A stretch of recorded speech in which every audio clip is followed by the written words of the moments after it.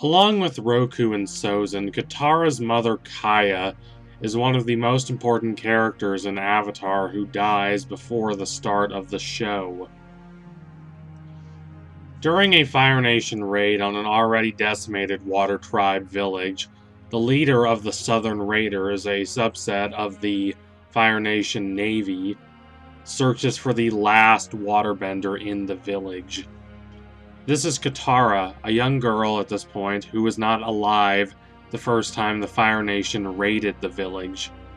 The raiders are not taking prisoners this go-round. If they had known Katara was the Bender, they would have killed her. Katara is there at her family's hut. The captain of the Southern Raiders sees her. If he had seen her waterbending, she would have been dead. She would never have gone with Aang to the North Pole. She never would have become a master waterbender. Without her, Team Avatar likely dies in the Siwang Desert, if not significantly before then. Instead, Kaya sacrifices herself. She pretends to be the waterbender so that the leader of the Southern Raiders attacks her instead of her daughter. Young Katara runs back to go get her father, Hakoda, but when they return to help, Kaya is dead. Hakoda and Sokka are grief-stricken, but it affects Katara differently. It's difficult to discern to what extent her more intense reaction is because of how she processes grief differently from Sokka and her father, and what part of that is because she believes that she was responsible for her mother's death, at least in part. Katara's words to Aang in episode 113, The Storm, are much darker in this context.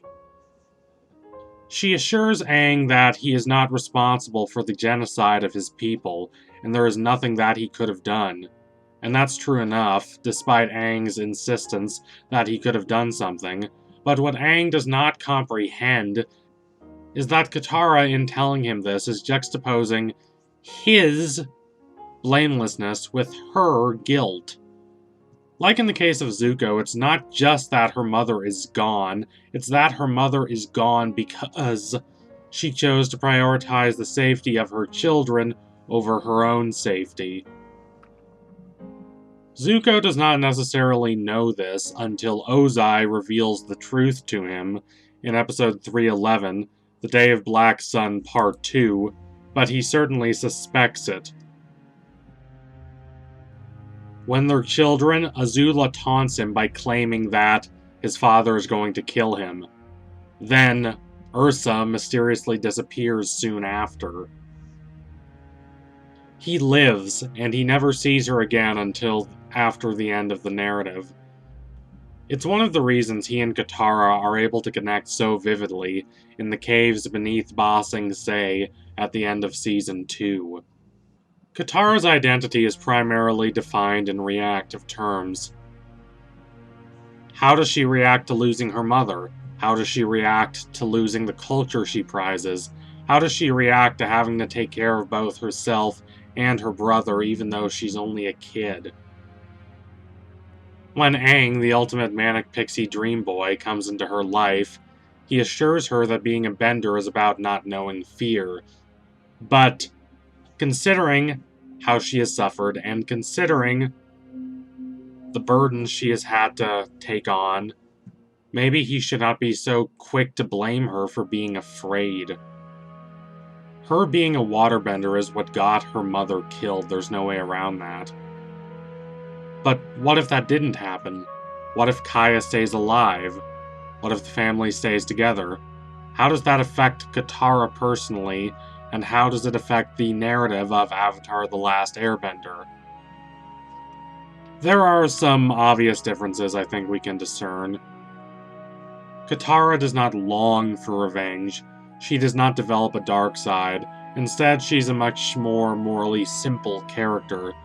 She's committed to doing what is right, but she is not willing to go to extremes in order to do so. She does not have to bear the burden of taking care of Sokka, because their mother is there to take care of them both. As such, she likely functions less as a team mom than she does in the original timeline. It's not a role she needs to fill. It's an open question whether she even agrees to go with Aang to the North Pole. He would then have to make that journey alone. If Katara does not choose to go, then Sokka most likely does not choose to go either, as it is Katara who convinces him to come with them. If Katara and Sokka do not join Aang, I doubt he lasts long. One of Avatar: The Last Airbender's foremost ideas, one it always reiterates, is that we are stronger together. The way to fight an empire promoting ethnic supremacy is through a multinational coalition. That said, it is still possible that Katara joins Aang, but in this case it would be a moral decision, more the result of a want than a need. She wouldn't really be fulfilling any longings that trouble her. Without a family or a culture, Katara in the original timeline leaves the southern water tribe and goes to the North Pole, in large part so that she can connect with and thus bolster her sense of identity, becoming closer to other waterbenders while developing her waterbending skills herself. In the timeline wherein she does not lose her mother, she is still the only waterbender in her tribe, but that distinction has never been as important as what waterbending means to Katara. At least in the original timeline, it is a means of connecting with what she has lost. Her culture, yes. Her people, yes. But above all, her mother. And there wouldn't really be that dramatic tension if she does not lose her mother. This intimate connection with waterbending is why she is furious when Aang proves to be a better waterbender than her in episode 109, the waterbending scroll. She treats Aang with love and compassion, but yes, she is significantly frustrated that Aang, someone who treats waterbending as perfunctory work, just something he needs to do in order to become the avatar he needs to be, that this 12-year-old boy is better than her at something she prizes as a connection to her culture, as a connection to everything she lost when her mother died. If she does not lose her mother, waterbending is no longer as important to her. She still becomes a master at it, but though she still cares about learning waterbending, it is not the foundational declaration of identity that it is in the original timeline. Also, in this alternate timeline, she would have either an easier or a harder time connecting with Zuko. Easier because the only obstacle to Katara's empathy is what the Fire Nation did. And Zuko, by virtue of being the person who chases them around the world throughout Season 1, becomes the face of the Fire Nation to Katara, meaning she has an uphill battle to connect with him. Harder because when Katara finally does connect with Zuko, it's on the basis of their shared trauma and the confusion and disquiet resulting from that trauma. In this scenario, the relationship between Katara and Zuko is likely similar to the relationship between Zuko and Aang. It's friendly and compassionate, but there is not that intense, ineffable level of understanding. But who even is Katara if not for the death of her mother? It's hard to quantify. Think of Zuko, whose burning and banishment are so foundational to his character and to the conflicts he faces that it is almost impossible to imagine what his life would have been like were it not for these unfortunate occurrences. Who does Zuko become if he's not banished? It's impossible to know. Zuko believes he became a better person because of his banishment, and this is likely true, but it's impossible to know for sure. And that same level of ambiguity persists regarding Katara and her mother. Her dark side, her lust for revenge, her bitterness, her desire to go to extremes, does stem from her mother's death, but so does her willingness to take care of others, and her drive to master waterbending.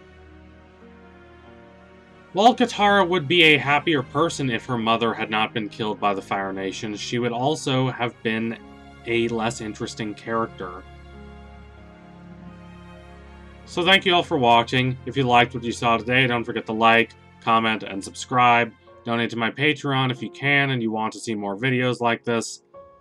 Keep watching Avatar: The Last Airbender. It's a brilliant show that's finally getting the recognition it deserves. And I love how it treats trauma, not as just an obstacle to overcome, but as something real and substantial and lasting, something that affects you in ways that you can't always anticipate, and in more subtle ways. Ways that shape your thinking. All that is much harder to overcome than just, oh, he got over his grief, good for him. Life doesn't work like that, and Avatar understands that very well. Anyway, tune in soon for my next analysis. It will be coming soon. Thank you all again. Adios, comrades.